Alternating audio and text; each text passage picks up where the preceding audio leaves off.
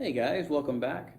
I promised you a video on real estate options and how to buy and sell real estate options. And so I'm going to show you some of my paperwork, but this is how it works. Simply, you take a purchase agreement, and on the purchase agreement, instead of writing down the property that you're buying, you write down that you're buying the option to buy that property. And I'll show you right here. As you can see, I basically turn a purchase agreement into a purchase agreement for the purchase of an option.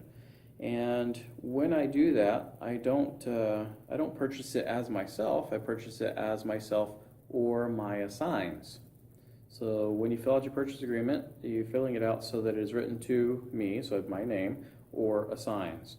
And the reason why you do that is just like if you wrote a check to me or my spouse, then my spouse could go cash the check. If I put in there that I want the option, I want to purchase the option to buy this property at this much amount, that if I say that it's for me or assigns, it automatically implies that I can assign the contract. Many of the contracts that people write these days, they try to say you can't assign the contract. Or if you try to add it somewhere in the contract where it says buyer has the right to assign the contract, a lot of times that's something that people want to cross out. However, if you write that you as the purchaser, the name of the purchaser is me, Bob or assigns, then what happens is if I take this contract and I say, hey, you know what, I want to buy this house for $100,000, I know it's worth $150,000.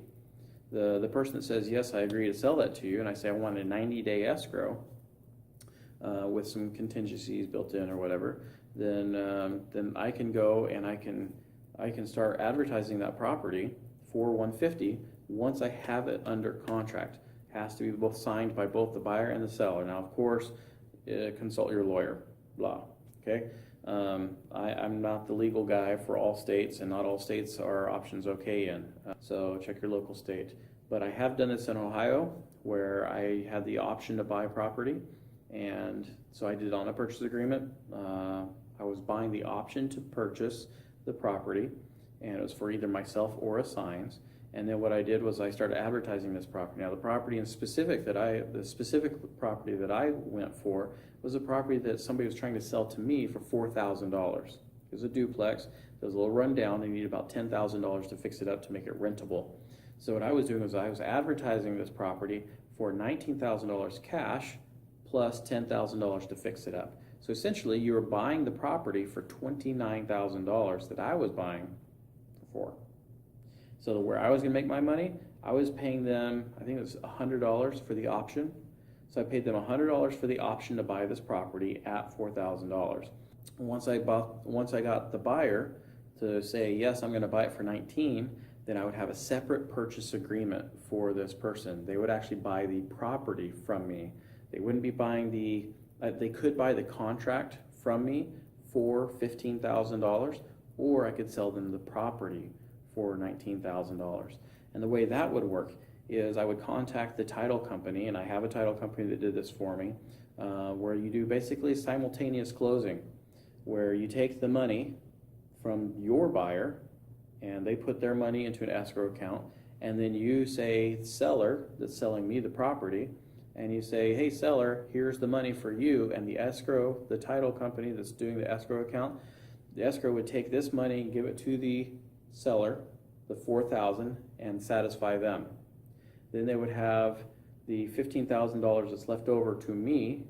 They would take title, take it, put it into my name, and then put it into the buyer's name of the buyer that I found at $19,000. So it's a three-way transaction called a simultaneous close. So, or a sandwich close. It's got a couple of names, but that's how we've done it in the past. It's worked really well. Matter of fact, I did a simultaneous close once. I bought a duplex for $18,000, and then I sold it for $36,000, and that was fantastic. But that's how we did it. We closed at the same time and just transferred the money over, and then I got a check for the middle. I had my closing costs on this side. The seller paid for their closing costs on that side. Whoa, my light went out. So the seller on that side had closing costs. I had closing costs on the side where I was selling it to that person. So I ended up with, I think it was about $16,000. But I didn't have to do a whole lot to the property. Matter of fact, I didn't own it, but much more than a couple seconds, a couple minutes. So that's kind of like a wholesale deal, but the same thing happens with options.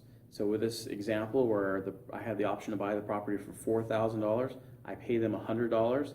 I turn that $100 into $15,000 minus closing costs. You gotta admit that's pretty sweet.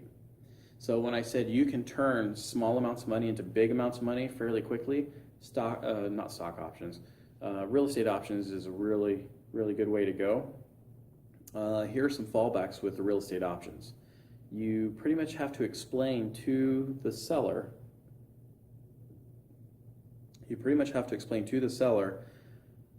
what's going on, because people don't know about options. The general public doesn't know about options, stock options, real estate options. They just don't understand options. They understand lease with an option to buy, but they don't understand it in the context that you and I are talking about, where, hey, I just want the option to buy your property so I can turn around and sell that option to somebody else. And that's not necessarily how I'd explain it to somebody else. I'd say, look, I'm interested in buying your property. I have some partners that I'm looking into, maybe joining together with me on this property. So what I want to do is I want to have a little bit of time where I can gain those partners. So I want to lock in the price at this price because I really like it.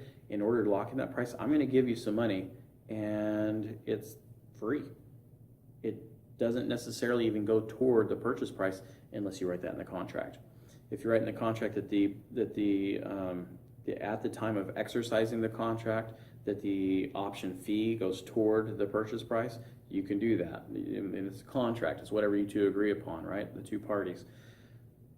But most often you're to get them really on your side, because you're saying I'm tying up your property for 3 months, where they're really wanting to get rid of their property. So you say, I'll give you $100 or $1,000 or $10,000 to hold this property for me for 3, 6, 9, maybe even 12 months. So you say, hey, I'm going to hold this for I'll give you 10 grand to hold this price for me for 12 months. And if they're like, hey, we're selling it just to get some money out of it for our mom or dad or whatever, for maybe it was a probate sale, then they may be up for that.